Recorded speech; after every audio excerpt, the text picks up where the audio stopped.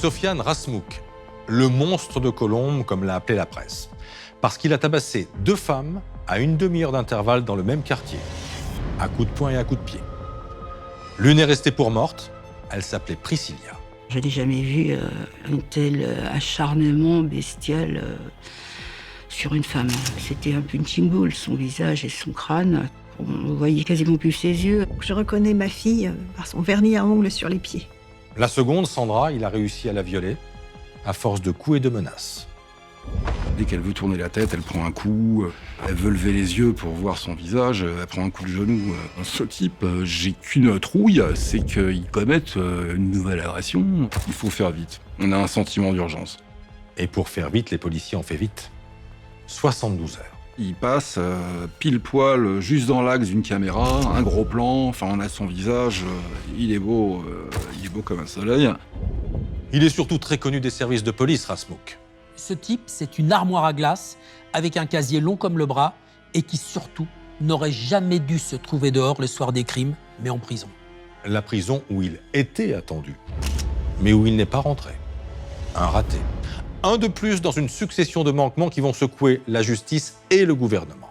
Dans ce dossier, il y a une réalité. L'administration pénitentiaire et l'administration de la justice, dans l'application des peines, a dysfonctionné. C'est un démenti cinglant au plus mauvais moment pour la garde des Sceaux. L'affaire Rasmouk, ou l'histoire d'un détenu particulièrement peu surveillé.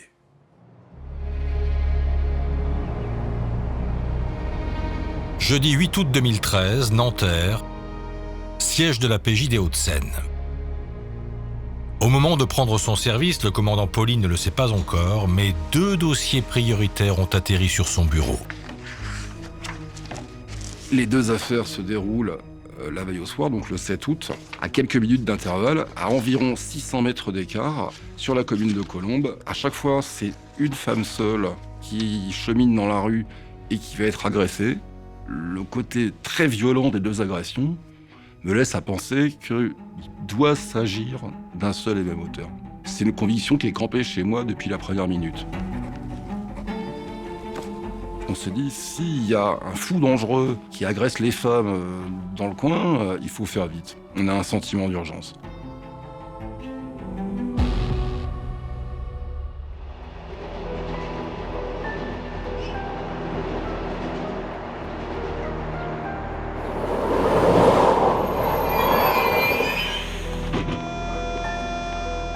La veille vers 21h, Priscilla est sortie de la gare, le téléphone vissé à l'oreille.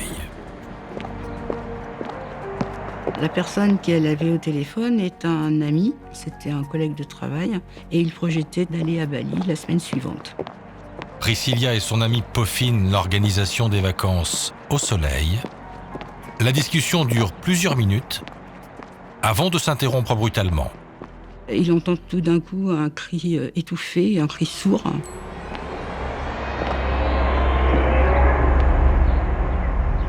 Et puis plus rien, plus rien. Le téléphone est coupé.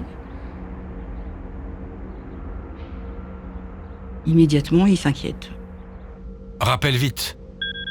Sinon, j'appelle les flics.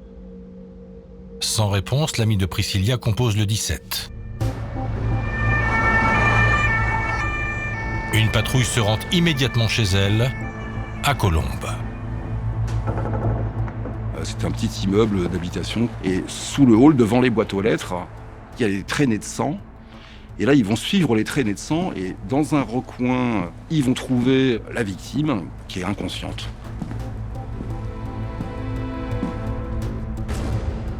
Le corps est allongé une cubitus dorsale, c'est-à-dire sur le dos. Derrière le crâne, il y a une mare de sang encore relativement fraîche qui n'a pas encore coagulé. Rien de cette personne semble vivant, à part un gargouillis qui laisse penser qu'elle essaye malgré tout de respirer. Mais aucune réaction à quoi que ce soit.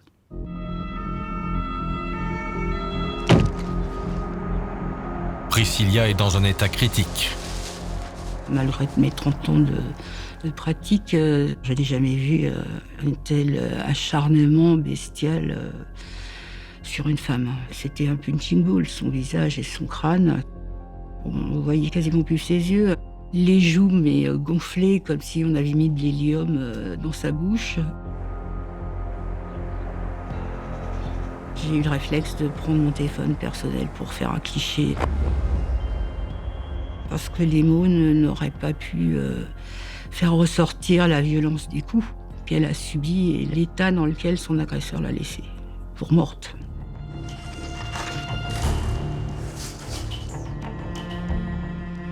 Dans toute ma carrière, c'est la deuxième fois seulement que je vois un tel déchaînement de violence sur quelqu'un. Et la première fois, c'était en 1996. Je m'étais occupé en fait, d'une agression qui avait été imputée ultérieurement à Mamadou Traoré.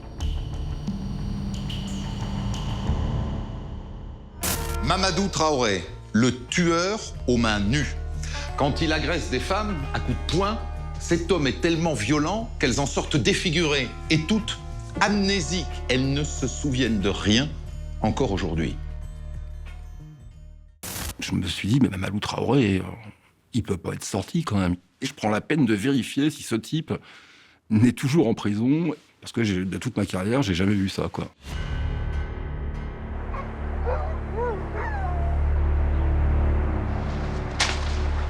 Sur place, on retrouve un parapluie noir sous les boîtes aux lettres, ensanglanté. Pas de sac à main, pas de portable, pas de clé, rien.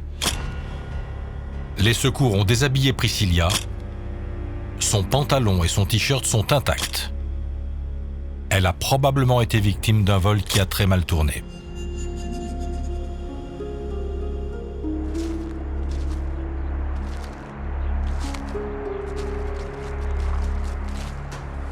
On pense qu'elle s'est approchée de la boîte aux lettres pour regarder son courrier, a posé son parapluie au sol, et c'est à ce moment-là que l'agresseur a brusquement surgi et a dû l'attraper et lui porter un coup qui l'a assommé d'entrée de jeu. Ensuite, l'agresseur l'a traînée pour la dissimuler derrière le recoin. Et des coups, elle en aura reçu d'autres. Elle en aura reçu beaucoup, soit avec les poings, soit à coups de pied. Toujours inconsciente, Priscilla est transportée d'urgence à l'hôpital. Il y a un fou dangereux dans la nature qui peut récidiver à tout moment.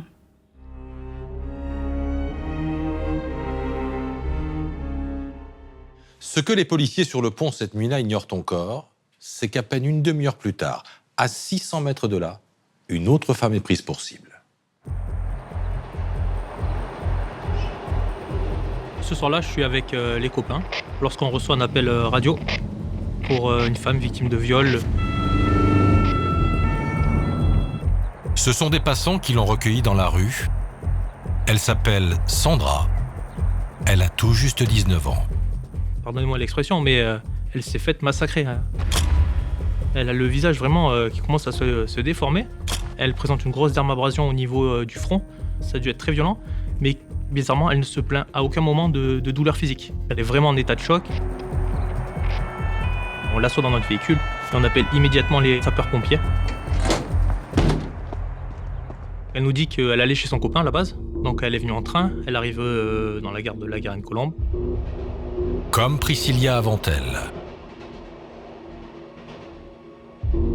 Elle passe dans un kebab récupérer un sandwich qui avait été commandé par son copain à l'avance, et elle se dirige donc vers le logement de son conjoint. Sur le chemin, Sandra emprunte la rue du Débarcadère. À cette heure-là, il n'y a vraiment personne. Et là, elle se sent suivie, une présence. Plutôt que de se retourner, elle décide de changer de trottoir, puis d'accélérer. Sandra presse le pas et prend à droite la rue Jacqueline-Auriol. Elle nous dit qu'elle se sent attrapée par le bras. Elle prend de suite beaucoup de coups de poing, de coups de pied, de rare violence. Elle se fait traîner un petit peu en arrière sur quelques mètres. Et là, du coup, l'individu la plaque contre une voiture sombre. Et ensuite, tout en continuant à la taper, procède à son viol. Une pénétration vaginale debout, puis à quatre pattes, avant une fellation. Et toujours ces coups qui pleuvent sur elle. Dès qu'elle veut tourner la tête, elle prend un coup. Elle veut lever les yeux pour voir son visage, elle prend un coup de genou. Le but de l'agresseur, c'est manifestement de terroriser sa victime et surtout de l'empêcher de le regarder pour qu'elle ne puisse pas le reconnaître après.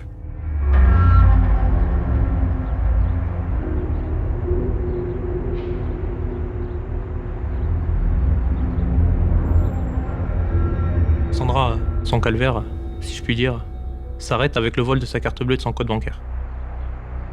Il lui dit en partant, ne te retourne pas, ne regarde pas mon visage, sinon je vais te crever, je vais te planter.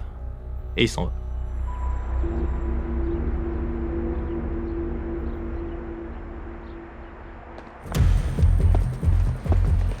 Quand on arrive sur place, premier endroit, on trouve le sac de kebab. Vous pouvez pas le rater, c'est un sac jaune fluo. Quelques mètres, on trouve donc un Peugeot 806. Et quand on passe la lampe sur le véhicule, on s'aperçoit qu'il y a des traces palmaires, certaines nettes, d'autres un peu frottées, et qui nous laissent penser que c'est sur ce véhicule que Sandra a été violée.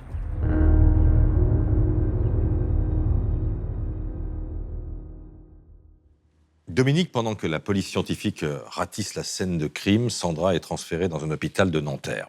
Elle est dans quel état ? Alors, dans leur rapport, les pompiers parlent d'une femme en état de choc psychologique. Elle a une large ecchymose sanglante sur le front, 7 cm de long, une autre ecchymose sous l'œil gauche, et elle a plusieurs dents ébréchées ou fracturées. Ça, c'est le résultat des coups de pied et des coups de poing portés par l'agresseur. Vous savez, Sandra, elle a été tabassée. Elle est couverte d'ecchymose, les bras depuis les épaules jusqu'aux poignets, les jambes. En fait, elle a été cognée sur tout le corps. Alors, Sandra est ensuite transférée dans un institut médico-judiciaire pour y passer un examen gynécologique. Ça donne quoi ? Elle n'a pas de lésion à l'intérieur des cuisses. Elle n'a pas de lésion non plus sur les organes génitaux. Mais le médecin précise, et c'est important, que ce n'est pas parce qu'il n'y a pas de lésion qu'il n'y a pas eu de viol. Donc, on effectue des prélèvements sur elle dans l'espoir de retrouver un ADN masculin. De son côté, Priscilla est hospitalisée à Clichy, entre la vie et la mort. Alors, Priscilla, son état est encore plus préoccupant que celui de Sandra. Quand elle arrive, elle est prise en charge par des chirurgiens qui vont l'opérer pendant 4 heures. Fracture du nez, du temporal gauche, plusieurs autres fractures. Elle souffre d'un traumatisme crânien doublé d'un œdème cérébral. Pour se faire une idée, son cerveau a doublé de volume. Et pour qu'il prenne sa place, pour qu'elle continue à vivre, eh bien, les neurochirurgiens vont enlever la moitié de sa boîte crânienne. Avec ces observations, si elle survit, elle aura des séquelles neurologiques lourdes toute sa vie. Elle a subi des violences sexuelles. Même chose que pour Sandra, pas de lésions traumatiques visibles, mais ça ne veut pas dire qu'elle n'a pas été violée. Donc pour savoir, on va effectuer là encore des prélèvements à la recherche d'un ADN masculin, prélèvements notamment sur le pantalon qu'elle portait ce soir-là au niveau de l'entrejambe.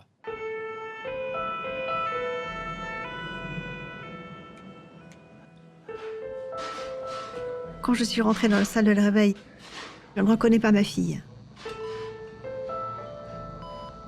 Sa tête a triplé de volume. Et c'est une infirmière qui s'approche, elle me dit « Mais si, c'est votre fille. Les policiers en sont certains, il y avait des papiers sur elle. » Je dis « Non, c'est pas possible, c'est pas possible. » Elle me dit « Mais regardez-la mieux. » Et elle découvre son corps et je vois du vernis à ongles sur les pieds et c'est le même vernis que nous avons mis toutes les deux la veille. Donc je reconnais ma fille par son vernis à ongles sur les pieds.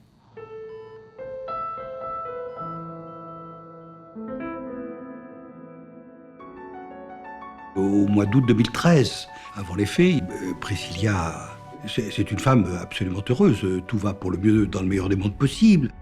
Elle était responsable marketing et communication dans une grande société. Elle voyageait beaucoup, elle prenait des cours de salsa et de bachata. Elle est pleine de charme, elle est élégante, elle a réussi sur tous les plans. Une ombre quand même dans sa vie, un chagrin d'amour, quelques mois plus tôt, suivi d'une séparation compliquée. Dans la soirée, juste avant son agression, il y a un SMS qui arrive et qui vient de son ex. Un SMS qui intrigue et qui disculpe. Il a été expédié du Val d'Oise à une distance conséquente et donc il est impossible qu'il soit sur place. Écarter la piste de l'ex. Même chose pour celle d'un rôdeur, repéré par une voisine la veille des faits. Le seul élément probant qu'on ait, c'est on a l'heure de l'agression, parce que c'est l'heure à laquelle s'interrompt l'appel téléphonique que Priscilla a avec son ami. Il était 21h55 lorsque la communication s'est interrompue. Moins d'une demi-heure plus tard, à 600 mètres de là, c'était au tour de Sandra d'être agressée et violée. On a un horaire qui est établi, c'est 22h12. Elle appelle son copain depuis la sandwicherie, depuis le kebab, pour lui dire j'ai acheté les kebabs, j'arrive. Et entre ce kebab et le lieu des faits, on a 5-10 minutes à pied maximum. Au lendemain des agressions, alors que Priscilla est toujours entre la vie et la mort, la PJ des Hauts-de-Seine ne peut encore compter que sur le témoignage de Sandra. Elle est complètement traumatisée par l'agression, quoi. Elle est tremblante, elle est craintive et elle est marquée physiquement. Elle a des hématomes au visage, elle a une ou deux dents qui sont abîmées dedans.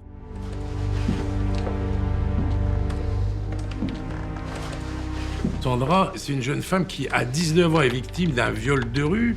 D'un seul coup, elle est submergée par ce drame qui va traverser sa vie, alors que sa vie, autant le dire, elle est déjà pas simple. Elle est orpheline de sa mère, elle voit pas son père, elle a peu d'amis, elle a pas de boulot, elle a pas de formation, et psychologiquement, elle est très fragile. Il n'y a pas des vraies et des fausses victimes, mais c'est une victime à qui on n'aurait pas souhaité ça.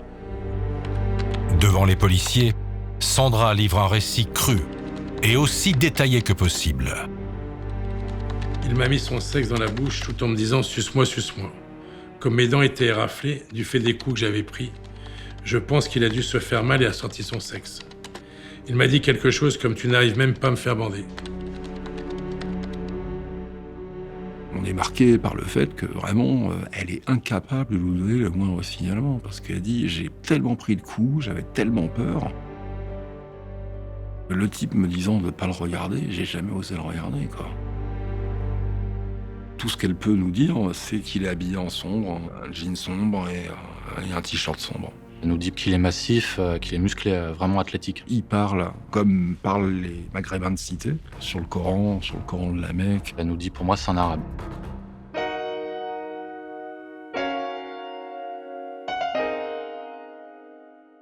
Une victime qui n'a pas vu la tête de son agresseur, une autre plongée dans le coma. Compliqué pour avancer. Mais qu'importe. Les policiers des Hauts-de-Seine en sont certains. Deux femmes qui sortent de la même gare et qui reçoivent toutes les deux une pluie de coups, c'est le même type qui a frappé.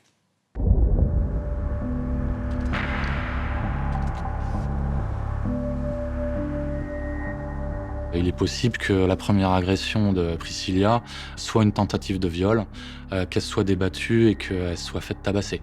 Et qu'ensuite, n'étant pas arrivé à ses fins, l'agresseur ait continué de cheminer et a agressé Sandra plus loin. C'est un prédateur sexuel.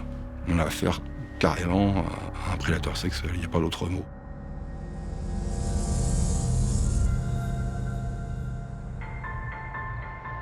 Une théorie qui, 2 jours après les faits, est confortée par une découverte au fond d'une poubelle. On reçoit un appel téléphonique d'une société, l'homme de ménage. Il a découvert un portefeuille au nom de Priscilla. Et le portefeuille dérobé à Priscilla n'a pas été jeté n'importe où. Les poubelles, elles sont au milieu de la rue L'Embarcadère. En fait, sur le chemin qu'a pris Sandra, à environ 50-60 mètres de l'endroit où a été agressée Sandra. Là, on se dit banco. On était sur la bonne hypothèse, c'est le même individu. Mais le parquet réclame plus d'éléments pour joindre les deux procédures. C'est ce qu'on va s'acharner à faire en l'exploitant en fait des images de vidéosurveillance. Une course contre la montre s'engage. On sait qu'on a 3 jours et qu'au bout de 3 jours, les données sont écrasées. Ces délais nous obligent d'aller très vite. Des heures et des heures de visionnage pour retracer le parcours des victimes, jusque dans les secondes qui ont précédé les faits. On a une caméra qui en fait s'avère être un visiophone qui se situe quelques dizaines de mètres avant le lieu de l'agression de Sandra. Il est 22h19 quand elle passe devant l'objectif et elle n'est pas seule.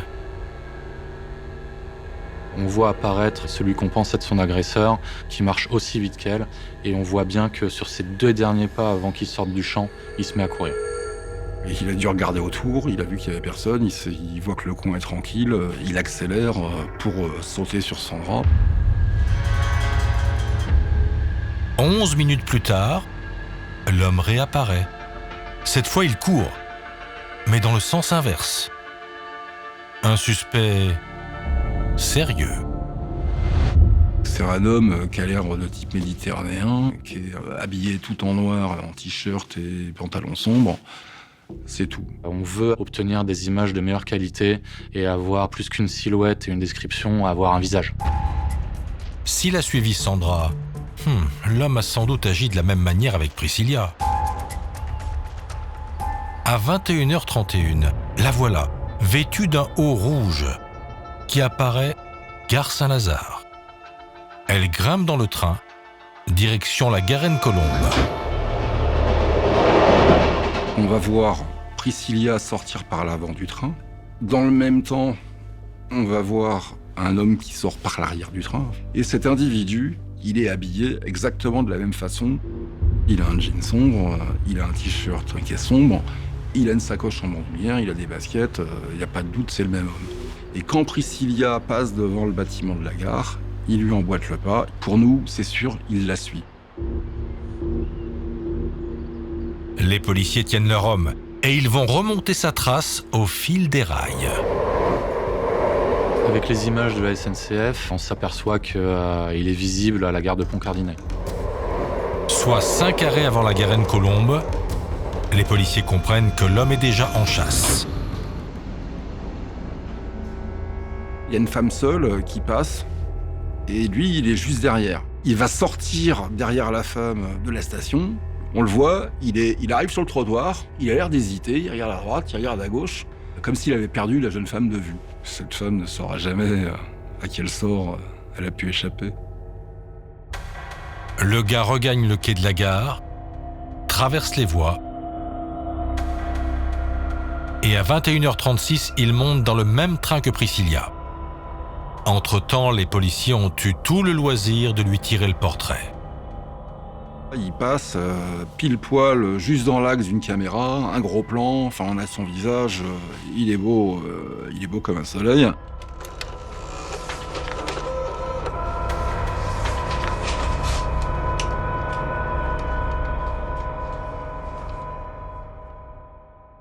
Reste maintenant à mettre un nom sur ce visage. Cette fois, c'est officiel, le parquet de Nanterre décide de joindre les 2 affaires. Priscilla et Sandra ont été la cible du même prédateur. 72 heures après les faits, le commandant Poli a une nouvelle intuition. Et photo en main, il va voir les policiers de la BAC au commissariat de Colombes.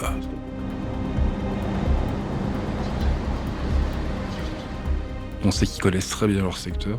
Et on leur dit, voilà, est-ce que ça vous dit quelque chose, une tête comme ça? Tout de suite, le premier dit, c'est Sofiane. Il le passe au deuxième qui dit, c'est Sofiane Rasmouk. Et là, il y a un troisième qui rentre dans le bureau. Ils disent, c'est qui? L'autre, il dit, c'est Sofiane Rasmouk. Bingo! Les policiers ont un nom. Ils vont nous dire que Sofiane Rasmouk, c'est un individu notoirement connu des services de police, qu'ils l'ont vu eux-mêmes quelques jours au préalable parce qu'il a créé un incident dans un bureau de poste, il avait insulté le personnel, etc. Du coup, il avait été fait appel à la police.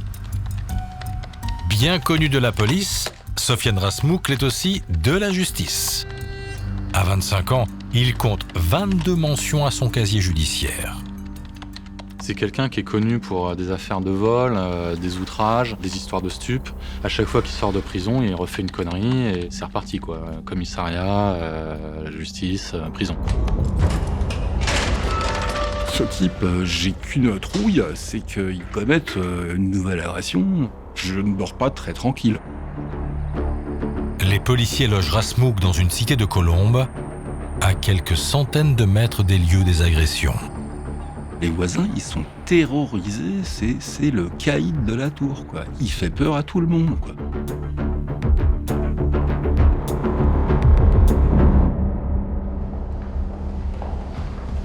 5 jours après les faits, les policiers passent à l'action. On frappe à la porte. Là, on entend qu'il y a du bruit dans l'appartement, mais personne nous ouvre. Je prends le bélier, on enfonce la porte. On se retrouve face à Sofiane Rasmouk, qui est dans l'entrée, qui est en caleçon. On aurait dit un lapin pris dans les phares d'une voiture, quoi. Il est coincé. Sofiane Rasmouk menotté, les policiers perquisitionnent l'appartement. Là, il devient vindicatif, il nous insulte de tous les noms d'oiseaux, il nous menace, Van Dink est ta mère, tu sais pas qui je suis. Il dit quasiment pas une phrase sans dire sur le Coran, sur le Coran, sur le Coran de la Mecque. Exactement ce que nous a raconté Sandra. Avec mes collègues, d'ailleurs, on échange des regards complices en se disant c'est vraiment le bon, quoi. Il n'y a pas d'erreur. Salon, salle à manger, cuisine. Pas d'objet volé à Sandra ou Priscilla. Mais une fois dans la chambre de Rasmouk, on met la main sur une sacoche sur laquelle il y a des traces de sang, une paire de baskets sur laquelle il y a des traces de sang. La sacoche et les baskets partent au labo. Rasmouk, lui, prend la direction de la PJ.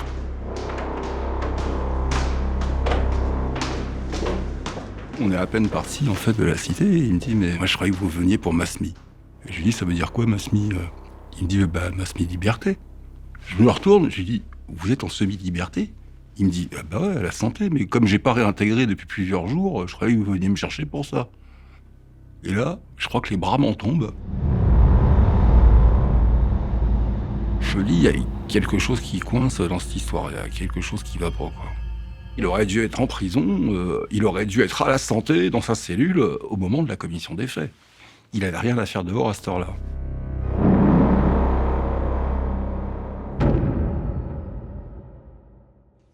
Dominique, Sofiane Rasmouk en semi-liberté. Mais comment est-ce possible? Alors, petit rappel, Christophe, comme le bracelet électronique, la semi-liberté, c'est une mesure d'aménagement de peine que le juge d'application des peines peut proposer lorsque la date de libération du détenu approche. Donc, la nuit, il dort en prison, la journée, il sort pour chercher du travail. Donc, c'était le cas de Rasmouk. Il était en prison pourquoi, d'ailleurs? Rasmouk, il a un casier judiciaire long comme le bras. Il a une affaire sexuelle qui intéresse la police, mais on y reviendra parce que au moment des faits, au moment des agressions de Sandra et Priscilla, ça n'est plus pour cette affaire sexuelle qu'il est en détention. En fait, depuis le 20 août 2012, il purge une triple peine. 1 an pour refus d'obtempérer, délit de fuite, conduite sans permis sous alcool, 5 mois pour dégradation d'un bien appartenant à autrui, 2 mois pour recel. À partir du 13 mai 2013, la juge d'application de Nanterre, lui, autorise une semi-liberté. Ça veut dire que Rasmouk dort à la prison de la Santé. En semaine, il sort à 6h30, il doit réintégrer à 18h30. Le week-end, 8h, 18h.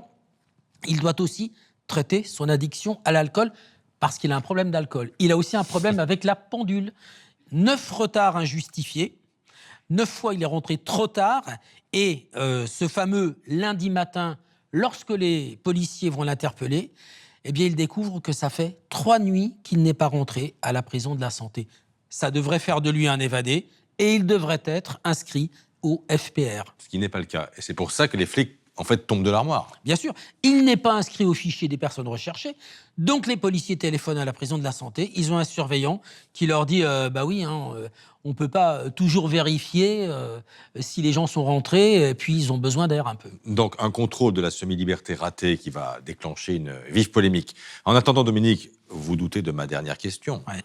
Le soir des faits, Rasmouk, il rentre à la prison à quelle heure? 7 août 2013. Il a la permission de 21h parce qu'il a rendez-vous à 19h30 chez un kiné. Il n'ira jamais à ce rendez-vous. Il rentre à la prison à 23h55. Le surveillant pénitentiaire de garde note il sentait l'alcool. 23h55, ça fait presque 3 heures de retard. Et les policiers en garde à vue vont lui demander « Rasmouk, vous avez fait quoi pendant ces 3 heures ?»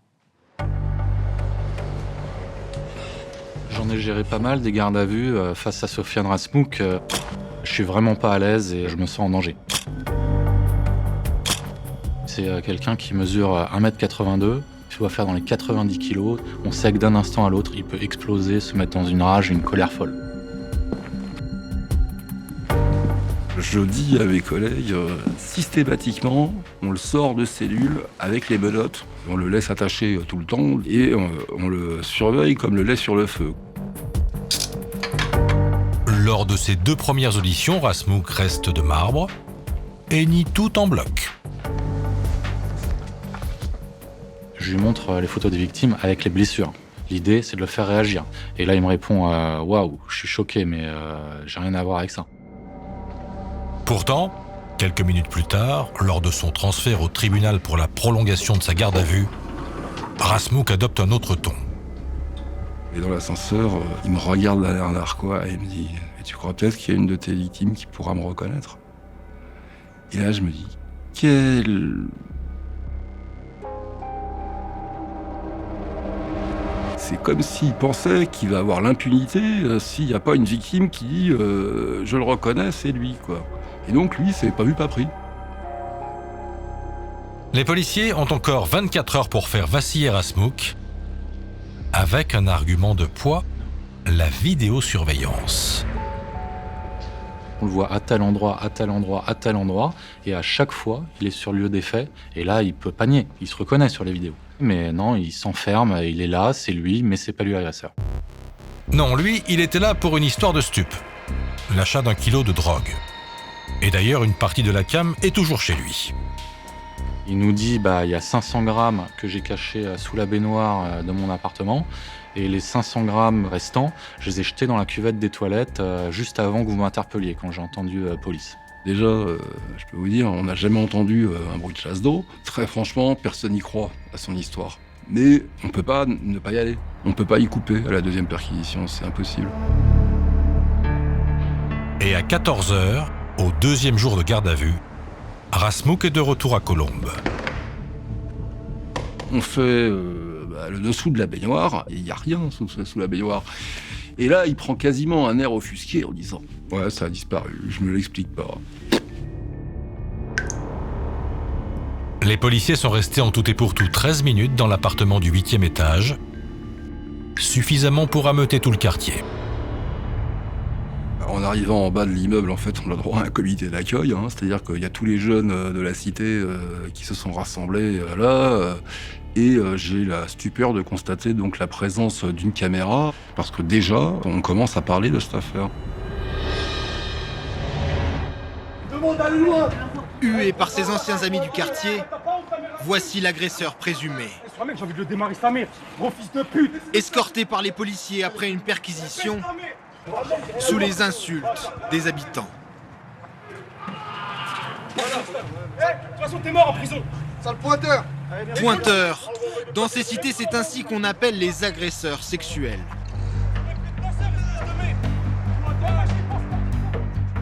On y est allé vraiment fissa, quoi. On s'est sauvé, quoi. Il aurait pu se faire lyncher par ses copains de cité.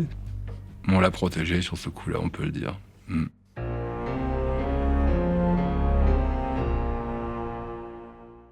Dominique, il ne reste que quelques heures aux policiers pour faire parler Rasmuch.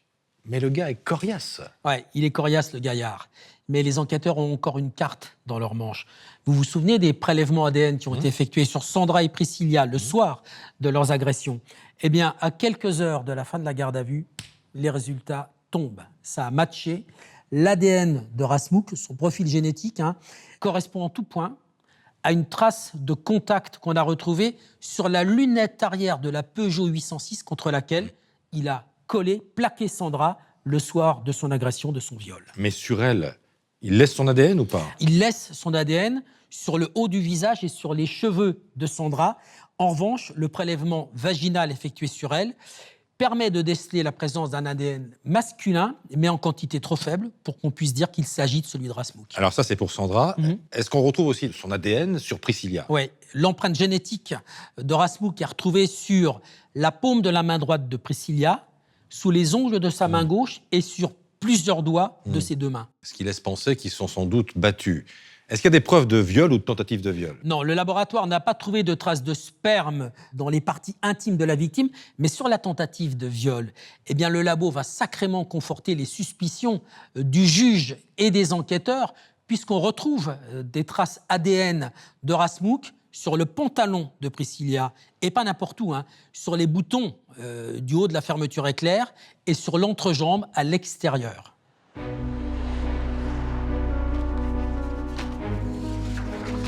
Quand on a eu les résultats ADN avec mes collègues, on était yes, enfin on était super contents, quoi. Ça pliait complètement l'affaire. Là, je me dis, mais qu'est-ce qu'il va me raconter encore comme salade? Qu'est-ce qu'il va pouvoir m'inventer? Jamais en panne d'idées, Rasmuch. Son ADN sur Priscilla? Il a une petite explication. Il va nous dire qu'il passait par là, par hasard. Il a entendu des bruits, gémir.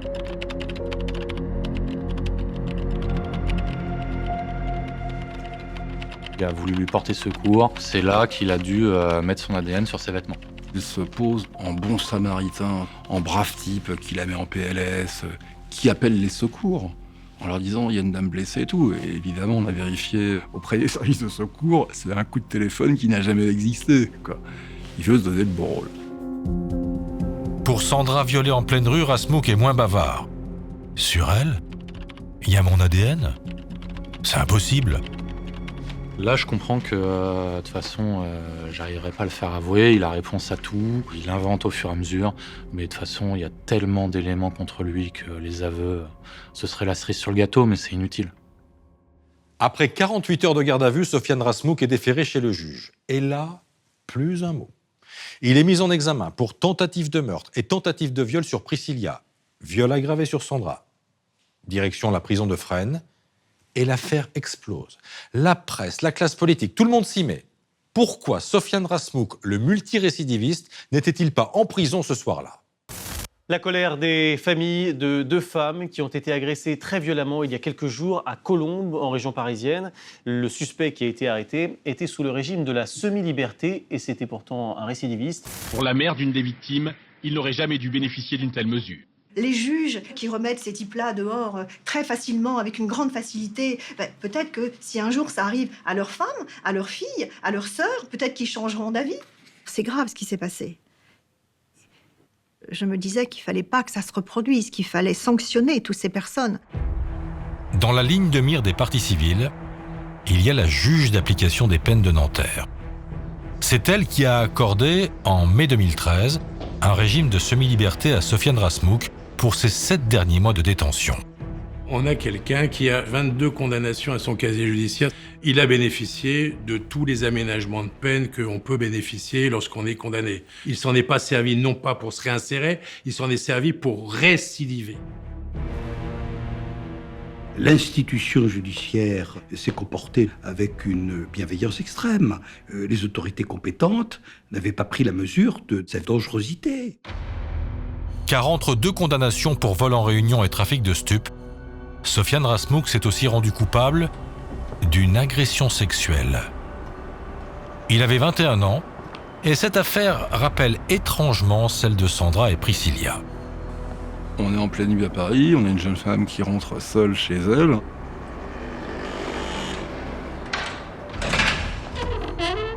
Elle ouvre la porte de son immeuble, le temps que le portail se referme, il a le temps de s'engouffrer dans l'immeuble. Il rattrape la victime à la cage d'escalier. Il la plaque contre le mur en essayant de la bâillonner avec sa main. Il frotte son bas-ventre contre elle. La jeune femme arrive à dégaler sa bouche, à faire du bruit, à crier. Et du coup, Sofiane Rasmuch prend peur et va s'enfuir.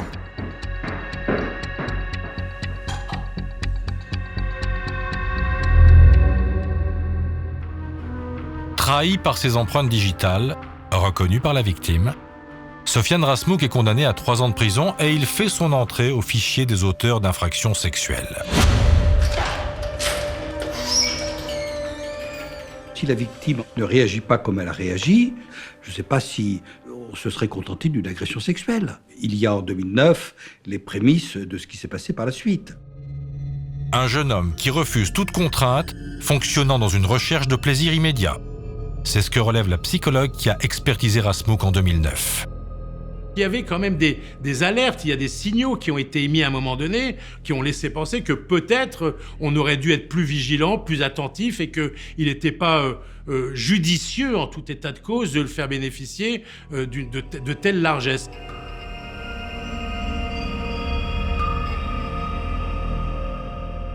Il n'avait jamais tué personne encore. Si on part du principe qu'un récidiviste est toujours dangereux, à ce moment-là, il faut partir du principe qu'il faut le laisser en prison toute sa vie. Tout ça est absurde. Le rôle de l'administration pénitentiaire, c'est aussi la réinsertion, évidemment. Et donc, il faut permettre aux gens d'aller chercher un boulot, une formation. Il n'y a pas d'autre solution. Sinon que le désespoir. Et il faut toujours respirer dans l'âme humaine, quand même. Au cœur de l'été 2013, l'affaire Rasmuch relance l'éternel débat sur la récidive jusqu'au sommet de l'État. Bonjour Manuel Valls. Bonjour. Au lendemain de la mise en examen de Rasmuch, le ministre de l'Intérieur prend position. Ce drame épouvantable, cette agression d'une sauvagerie insupportable de la part d'un individu qui était en semi-liberté, cela préoccupe nos concitoyens. Les Français et nous aussi souhaitons une justice qui soit efficace et sévère à l'égard de ceux qui se comportent ainsi.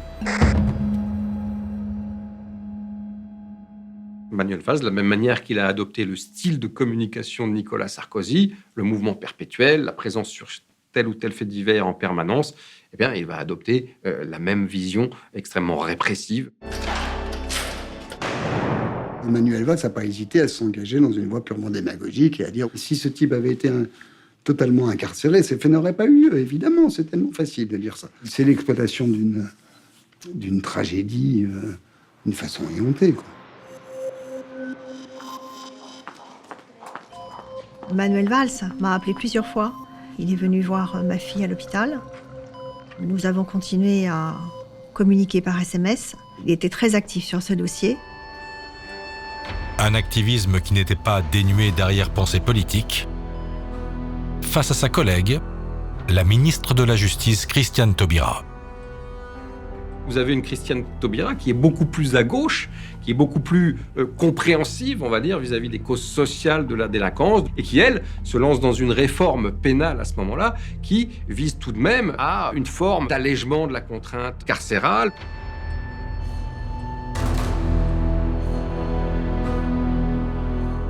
Christiane Taubira se positionne très clairement en expliquant que emprisonner tout le monde tout le temps n'est pas la solution. Et évidemment, de l'autre côté, Manuel Valls n'est pas d'accord. Ça va clasher et cette affaire Rasmuch va éclater au moment où le clash est le plus intense et le plus violent entre les deux ministres. Le torchon brûle. Mais côté Taubira, c'est silence radio jusqu'au 5 septembre 2013, un mois après le drame. Invitée à défendre sa réforme pénale, la ministre est interrogée sur le cas Sofiane Rasmuch. C'est pas quelqu'un qui pourra un jour reprendre le droit chemin. J'y suis allée pour pouvoir la mettre devant les faits, la réalité des faits. Face aux victimes, je fais silence. Là, je cherche mes mots, parce que toujours face aux victimes, je fais silence. Je voyais à l'écran, la caméra se rapprochait de son visage et je voyais qu'elle pâlissait et qu'elle se décomposait au fur et à mesure de mes propos. Je comprends que madame ne veuille rien entendre, mais nous sommes dans une démocratie, dans un état de droit. La justice se rend dans les juridictions, la justice se rend dans les prétoires. Cette affaire Rasmuch, c'est un démenti cinglant au plus mauvais moment pour la garde des Sceaux. Madame Taubira nous a expliqué que l'emprisonnement n'était pas la solution. Juste après l'affaire Rasmuch, c'est totalement indéfendable du point de vue de l'opinion, évidemment. Et pour faire la lumière sur cette affaire, Christiane Taubira déclenche une enquête administrative. Le rapport d'enquête a dû être déposé au mois de décembre 2013. Ce rapport, je l'ai demandé je ne sais pas combien de fois, mais jamais on a voulu me le communiquer. Comment voulez-vous que ça ne suscite pas des interrogations ? Vous savez, la justice, elle n'a pas la culture des erreurs et encore moins la culture des excuses. Mais dans ce dossier, il y a une réalité. L'administration pénitentiaire et l'administration de la justice, dans l'application des peines, a dysfonctionné. «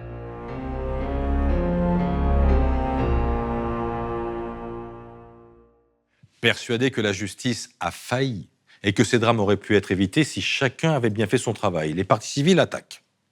Les avocats de Priscilla et Sandra déposent plainte contre X pour mise en danger d'autrui et blessures involontaires. Dans leur viseur, le SPIP, le service chargé d'accompagner les détenus vers la sortie et d'éviter qu'ils récidivent. La conseillère pénitentiaire de Rasmuch s'en souvient et elle le raconte pour la première fois.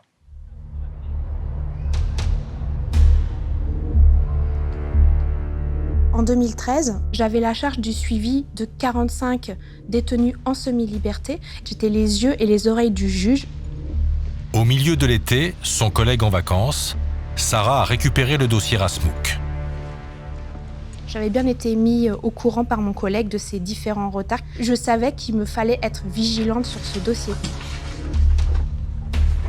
Ça tombe bien, Sarah avait la réputation d'être sévère avec les détenus. Avec moi, Sofiane Rasmuch était docile, très mielleux, soumis presque. Il craignait qu'on lui révoque sa semi-liberté, il craignait la fin de son aménagement de peine.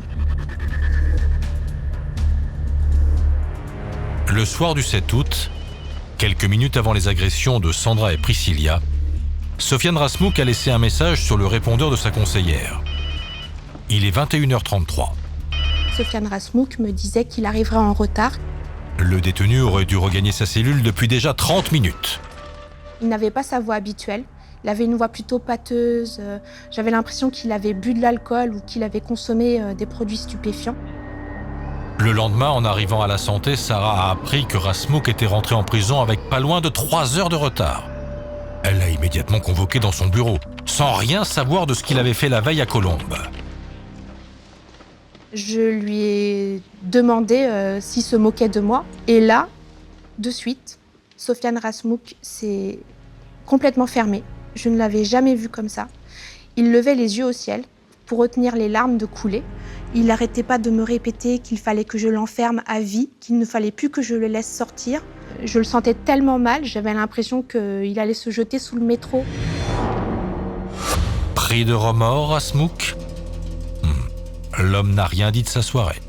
Mais Sarah l'a tout de suite envoyé chez la psychiatre et elle a prévenu la juge d'application des peines. Elle m'a dit qu'elle le convoquait au débat contradictoire du 22 août pour une éventuelle révocation de sa semi-liberté. Il y avait assez peu de suspense. Sofiane Rasmuch allait retourner en détention normale. Puni Rasmuch. Puni pour son manque de ponctualité. Mais puni trop tard, soulignent les victimes. Si l'institution judiciaire n'avait pas laissé Rasmuch commettre manquement sur manquement, les deux victimes n'auraient pas subi ce qu'elles ont subi.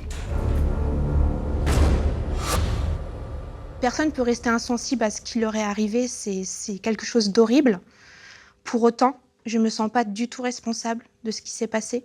Pour nous, il avait juste des retards à son actif. Il n'avait pas commis d'autres infractions. Ça, c'est ce que le SPIP, le service qui prépare la sortie des détenus, croyait. En réalité, Sofiane Rasmuch ne se contentait pas de rentrer en prison à la bourre. Dehors, avant même de s'en prendre à Sandra et Priscilla, il ne se tenait pas vraiment à carreau. 5 jours après le début de la mesure de semi-liberté, il a mis les urgences de l'hôpital de Colombes à feu et à sang parce qu'il était blessé, il fallait qu'on le soigne tout de suite. Il a jeté une poubelle contre les vitres de l'hôpital. Enfin, il y a eu une intervention de police. Une intervention musclée. Filmée par l'un des fonctionnaires présents ce soir-là. T'as vu ce que j'ai envie de faire là? J'ai envie de te mettre une grosse patate et d'aller en prison. Bon, Sofiane. T'as vu là ou pas? Arrête. C'est bon. T'as vu là ou pas? Ça sert à rien, tu vas dire. Touche-moi même pas. Touche-moi même pas. Sofiane, T'as vu ce que j'ai envie de faire? Arrête. J'ai envie de te péter le nez. Arrête. Non mais écoute, tu vas Arrête. vraiment des menaces. Arrête. T'as vu? Sur moi, je suis sûr que tu vas manger. Mais je m'en fous. Sofiane, ce que je t'expliquais. T'énerve Fais-nous pas. confiance, bon sang.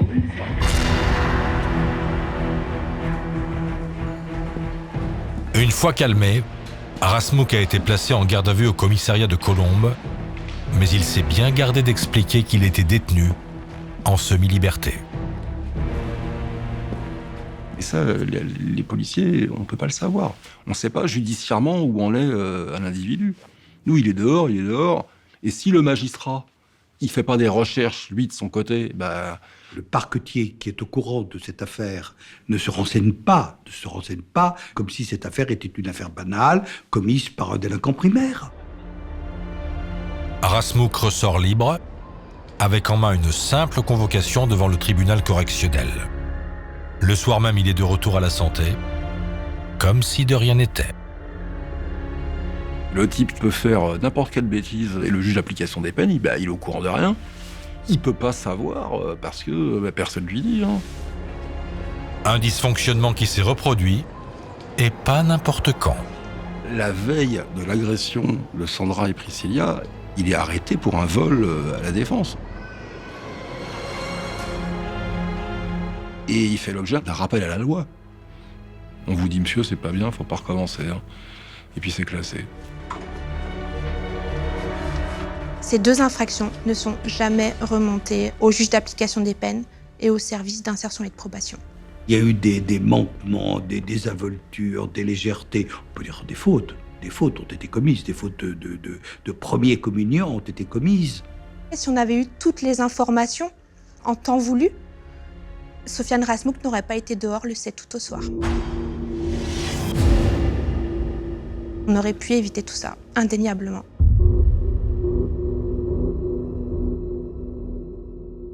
Il aurait fallu ne serait-ce qu'une personne qui fasse son travail sur toute la lignée, une seule.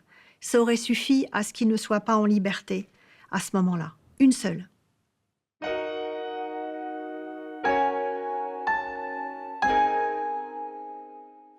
Dominique, pourquoi il n'y a aucun clignotant rouge quand les flics ou les magistrats tapent Rasmuch sur leur clavier? Parce que Christophe, c'est comme ça en France.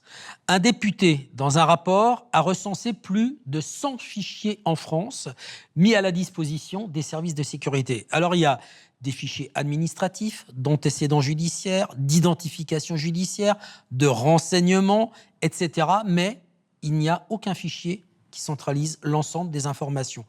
En clair, quand un policier ou un gendarme interpelle quelqu'un en France, le place en garde à vue, il va les consulter sur le fichier des personnes recherchées si la personne est connue. Elle aura par exemple, ça va apparaître, une fiche S, surveillance de l'État, une fiche T, trésor public. Là, quand on doit de l'argent à l'État, on est fiché.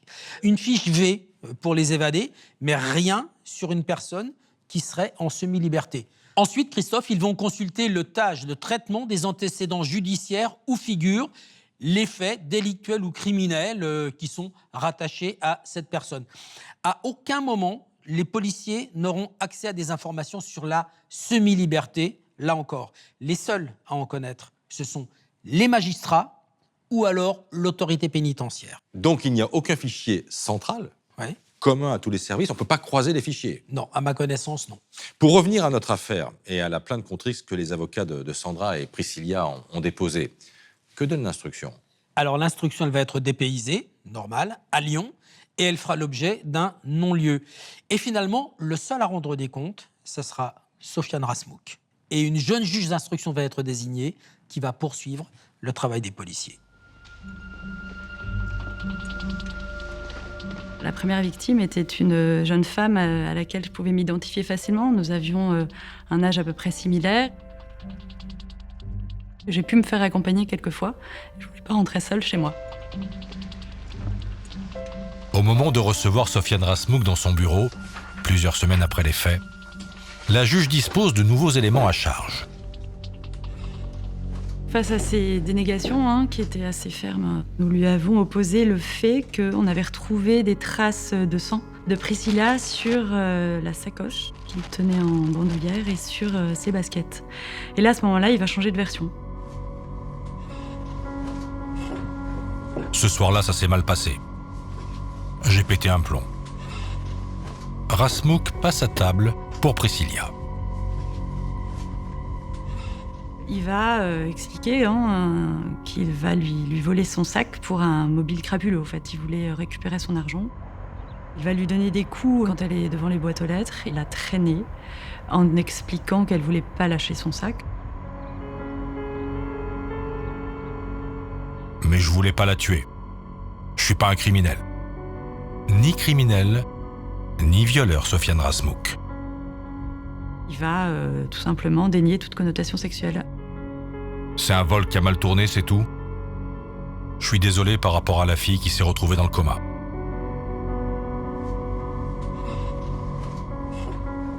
La fille, c'est Priscilla. Priscilla qui a déjoué tous les pronostics médicaux et repris connaissance 3 semaines après son agression. Je ne vous mens pas, avec 2 infirmières, on dansait autour de son lit. Parce qu'on attendait ça depuis tellement longtemps. Après, le gros problème, c'était, mais dans quel état elle va être? C'est Baltou de se réveiller. Qu'est-ce qui se passe après? Il faut appeler un chat un chat. Les séquelles seront d'une lourdeur extrême. On ne sait pas si elle pourra reparler, si elle pourra remarcher. Elle risque d'être dans un fauteuil roulant jusqu'à la fin de sa vie. Une chose est sûre, à cause de ses lésions cérébrales, Priscilla ne pourra jamais raconter cette soirée de terreur. C'est une forme de rejet de ce qui s'est passé. Le cerveau rejette la douleur, l'agression. Elle ne se souviendra jamais de rien. Jamais. Priscilla est amnésique et Sandra est désormais la seule victime qui peut faire avancer l'instruction. 5 mois après les faits, c'est l'heure de la confrontation avec Sofiane Rasmouk. C'est toujours compliqué pour une jeune femme qui a été violée d'être confrontée, on l'imagine, à son auteur. C'est un traumatisme supplémentaire. Elle était bien évidemment anxieuse, angoissée, apeurée. Gardé à bonne distance, le suspect a une fois encore revu et corrigé sa version. Oui, il a bien croisé Sandra ce soir-là, mais...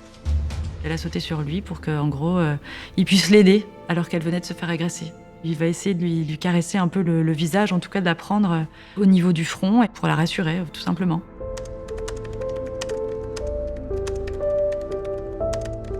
Et c'est comme ça que son ADN s'est retrouvé sur le visage de Sandra.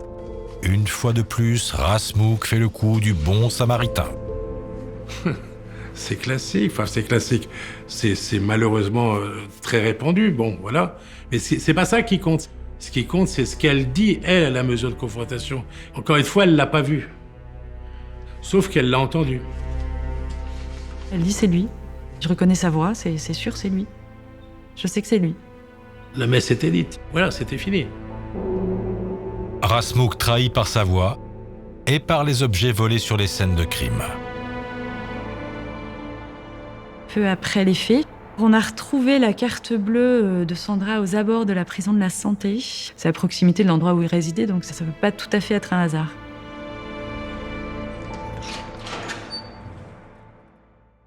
Quelques mois après les faits, Colombes est en état de siège. Le quartier de la Gare est bouclé pour la reconstitution des crimes.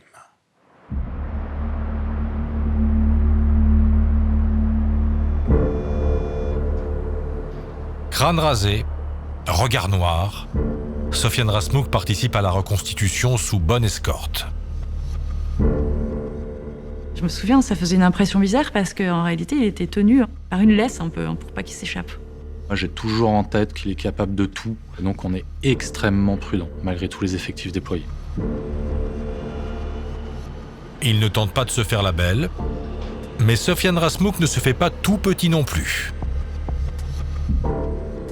Il menace l'avocat de la partie civile, il menace la mère de Priscilla, il menace la victime qui est présente, Sandra.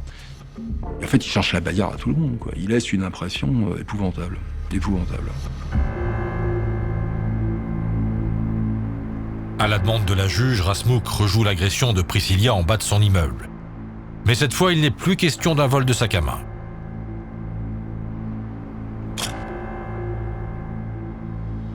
Il va commencer à expliquer que Priscilla, en réalité, est une nourrice. Une nourrice, dans le jargon, c'est la personne qui n'a rien à voir avec le trafic, mais qui garde la drogue pour que vous l'ayez pas chez vous en cas de descente de police, quoi. Elle voulait plus jouer ce rôle de nourrice et du coup, il s'en est pris physiquement à elle, et ce qui expliquerait cette agression. Abject. Il n'y a pas de limite. Avec Rasmouk, il n'y a pas de limite. Il a planté ses yeux dans les miens et il m'a dit « Ah ouais, madame, on ne connaît pas toujours ses enfants. » Voilà qui était Rasmouk.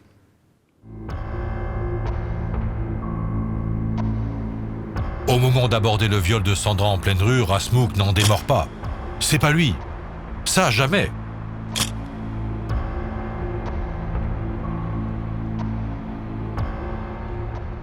Ce qui le gêne beaucoup dans l'affaire de Sandra, c'est le fait qu'il y ait eu viol, quoi. Il assume sa violence, il n'assume pas du tout le fait d'être un violeur. Lorsque vous partez pour un minima 20 ans de prison, c'est difficile d'assumer un viol en prison. C'est pas l'infraction qui est la plus facile à supporter et que les autres détenus tolèrent le plus facilement. Si vous êtes dans le trafic de stupes, vous êtes un champion. Si vous êtes un braqueur, alors là, vous êtes le cadre du monde. Mais un violeur, un pointeur, ça fait pas bien sur le CV, ça fait pas bien.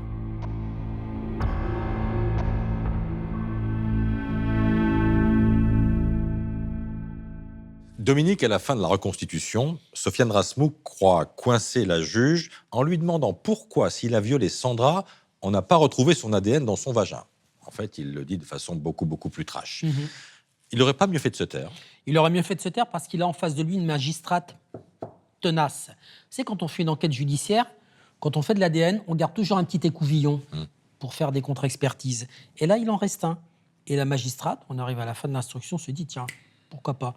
On va renvoyer l'écouvillon au labo pour essayer d'y trouver peut-être de l'ADN, quelque chose. Oui. Mais je crois qu'au début de l'enquête, le labo n'avait pas réussi à extraire suffisamment d'ADN. Pourquoi là, ça serait possible? Ça va pas changer. On reste dans la même configuration. Mais le labo parvient à trouver autre chose. Un tout petit fragment intéressant, en fait, un chromosome Y. C'est-à-dire? Le chromosome Y, c'est le chromosome sexuel. Seuls les hommes en ont un et ils l'héritent de leur père. C'est celui qu'on utilise, vous savez, dans les recherches en paternité. En criminalistique, c'est un peu plus sérieux parce qu'il permet de repérer une présence masculine au sein d'un mélange d'ADN. Ok, mais ce chromosome Y, c'est celui de Rasmuch ou pas?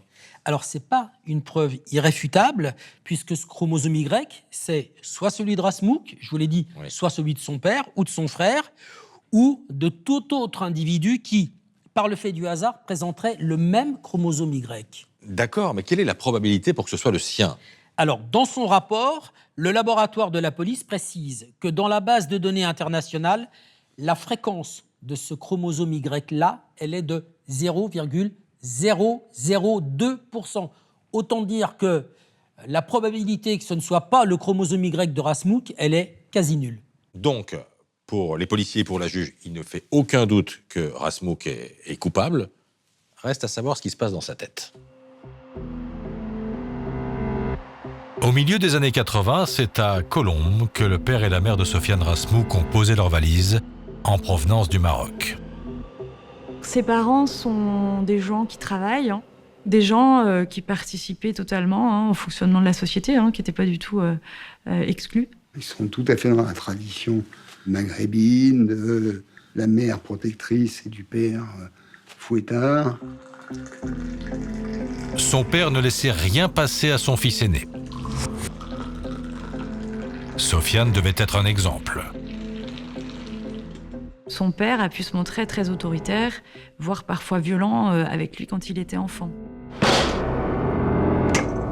Très très vite, il va dupliquer à l'extérieur le traitement qu'il reçoit chez lui.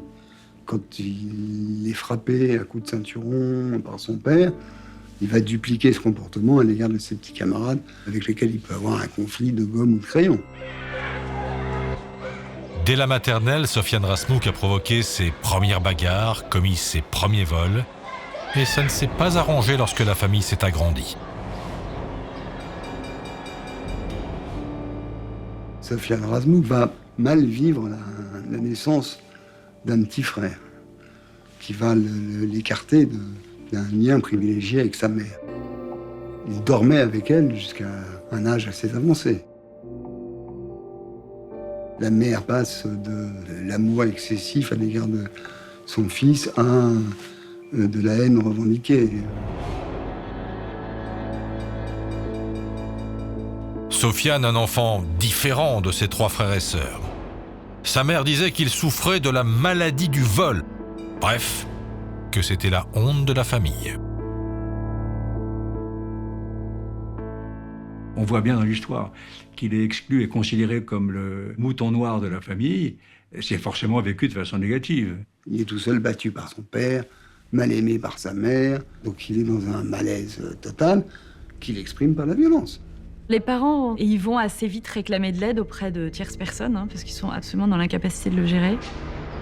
Dès 11 ans, Rasmuch est hospitalisé à l'Institut Théophile Roussel, un établissement qui accueille les enfants atteints de troubles psychiatriques. Même dans ce cadre-là, les médecins et les personnes qui le suivent vont être inquiets et assez désemparés parce qu'il transgresse continuellement. Manipulation, agression, menace et déjà une agression sexuelle sur une camarade. Il est exclu. Mais à 13 ans, Rasmuch est de retour dans le circuit scolaire. Là encore, ça n'a pas fonctionné. Il a réussi à se faire exclure. Sa scolarité s'arrête en 4e. Il ne savait pas écrire. Du tout. Il va être placé en famille d'accueil, il va être placé en centre éducatif fermé. Et en réalité, à chaque fois, on va se rendre compte qu'il va mettre en échec toutes ces solutions. Et il va commencer à commettre des délits.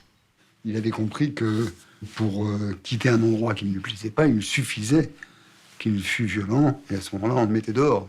Il pouvait comme ça retourner chez lui, voilà.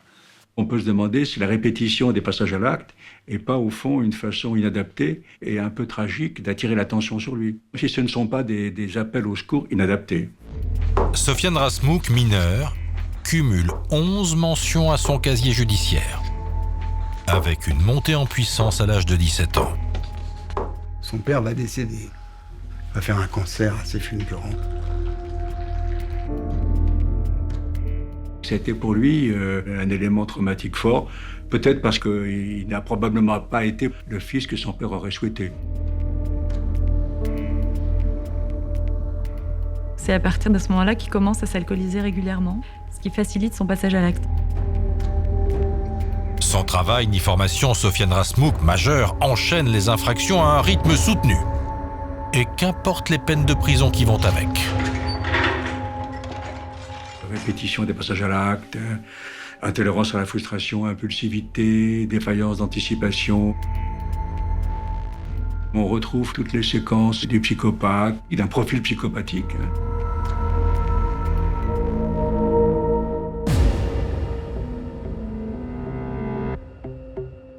Entre deux incarcérations, Sofiane Rasmuch renoue le contact avec sa mère dans une relation à la fois fusionnelle et pathogène. C'est un peu « je t'aime, moi non plus ». À l'occasion d'un départ de la famille au Maroc, il va y avoir une altercation avec sa sœur aînée. Et on va voir que la mère ne va pas hésiter à déposer plainte contre son fils qui va être interpellé et déféré à un juge. C'est typiquement le comportement qu'elle pouvait avoir. Le drame de Rasmuch, c'est d'avoir été écartelé entre une famille martyrisante et un espace social, un maillage social incompétent, négligent. Le cumul des deux aboutit au résultat annoncé.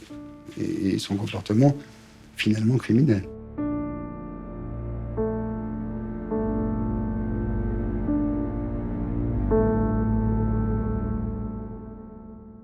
Sofiane Rasmuch est déclaré responsable de ses actes par les experts psychiatres. Le procès du monstre de Colombes, comme la presse l'a surnommé, s'ouvre en mai 2016 devant la cour d'assises des Hauts-de-Seine, avec une invitée surprise. Ses médecins l'ont surnommée la miraculée. Ça va là? Ouais. Soutenue aujourd'hui par sa mère, Priscilla, 34 ans, aurait pu ne jamais survivre à son agression. Priscilla, à ce moment-là, elle ne marche toujours pas seule. Il faut toujours la tenir, mais elle est là. Et ça, c'est un grand moment, vraiment. Elle mettait un nom, un visage sur son agresseur, c'était plus concret. Parce que vraiment, elle ne se souvenait de rien. Au premier jour du procès, Priscilla découvre Sandra, sa sœur d'infortune. Ça va aller. T'as pas eu le planning? C'est la première fois qu'on se voit, je suis désolée. Enfin, la première fois, je sais qu'elle est passée à l'hôpital, mais je m'en souviens pas, j'étais dans le coma. Bah oui, c'est... C'est émouvant.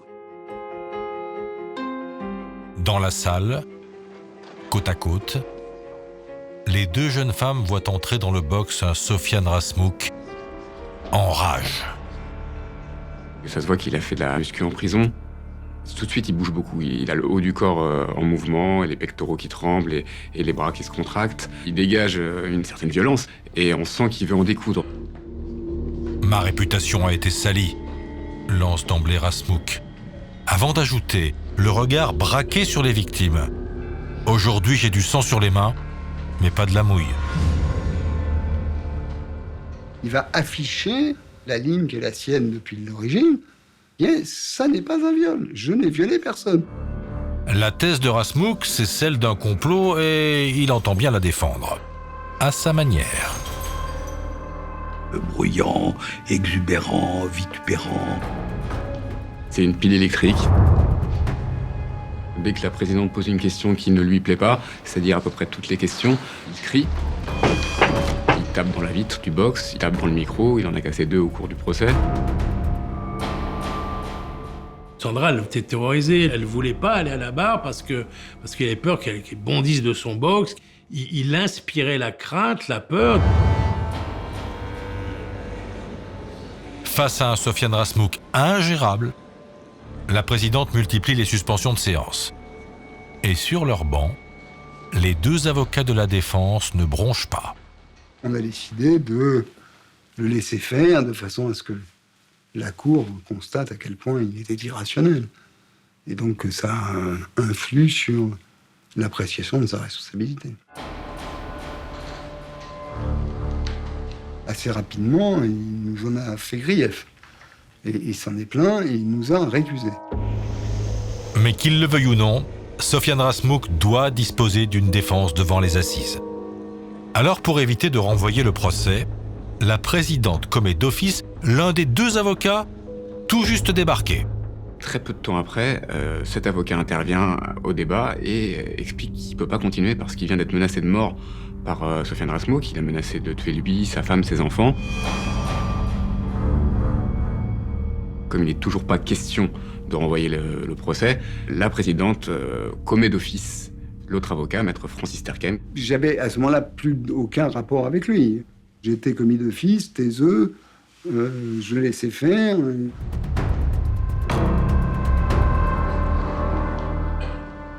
C'était assez pathétique de le voir s'enfoncer.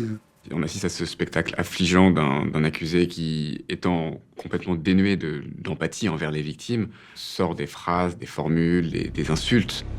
Si je l'avais frappée, elle se serait pas relevée. Ça, c'est pour Sandra. Je vous avoue, j'en ai laissé en bien pire état.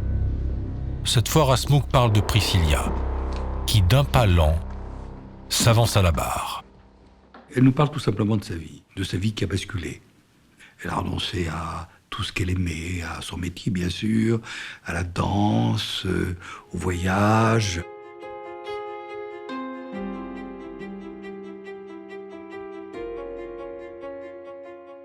Elle explique en un mot ce qui lui a volé, ce qui lui a pris, de manière définitive. Je vais le dire de façon un peu cynique, mais le drame de Sofiane Rasmouk, c'était que précisément sa victime ait survécu. Elle était là, très affectée, handicapée, très handicapée. Ça produisait en effet sur les jurés un effet catastrophique pour Sofiane Rasmouk.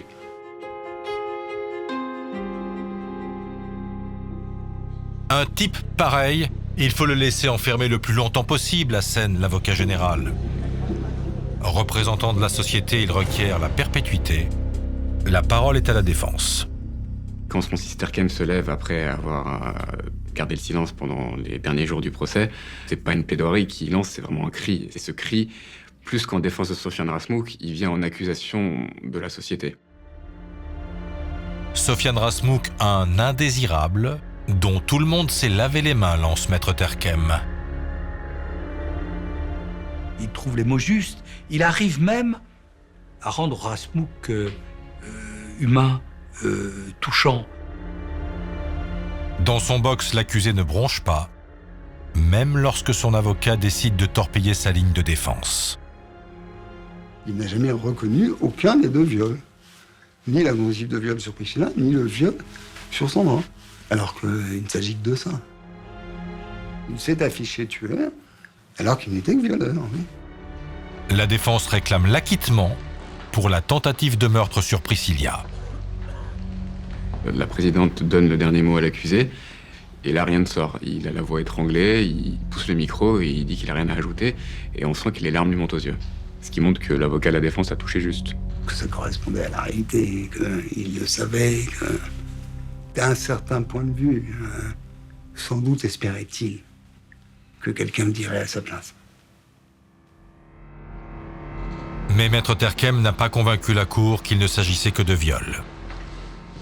Après 3 heures de délibéré, Rasmuch écope de la perpétuité pour le viol de Sandra et pour la tentative de viol et de meurtre de Priscilla.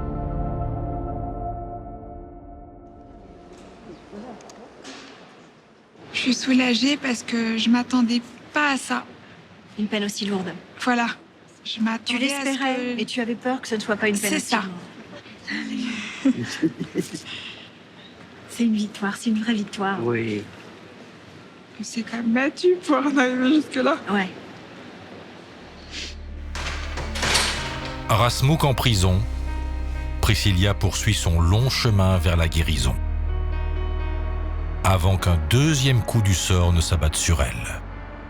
Un matin, elle se réveille, elle m'appelle, elle me dit, tu sais, je suis pas bien.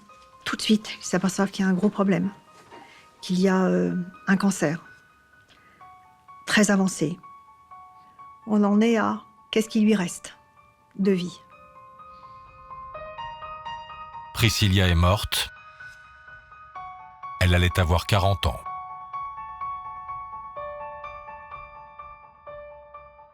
Ça a frappé 2 fois et la deuxième fois,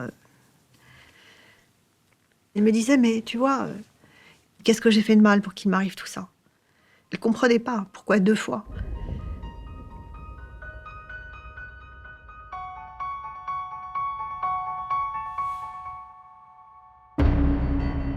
Rasmuch a fait appel et aux assises de Versailles en 2017, la carapace s'est un peu fissurée. L'accusé a enfin reconnu le viol de Sandra, mais la cour ne s'est pas montrée plus clémente. Au contraire, perpétuité. Encore. Avec cette fois 22 ans de sûreté.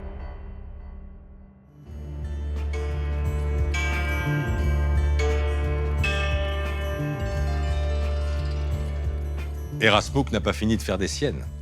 C'est carrément le raid qui est intervenu pour lui en octobre 2021 quand il a pris en otage 2 surveillants de la prison de Condé-sur-Sarthe. Il exigeait une révision de son procès. Il y a gagné une nouvelle condamnation et le statut de détenu particulièrement surveillé.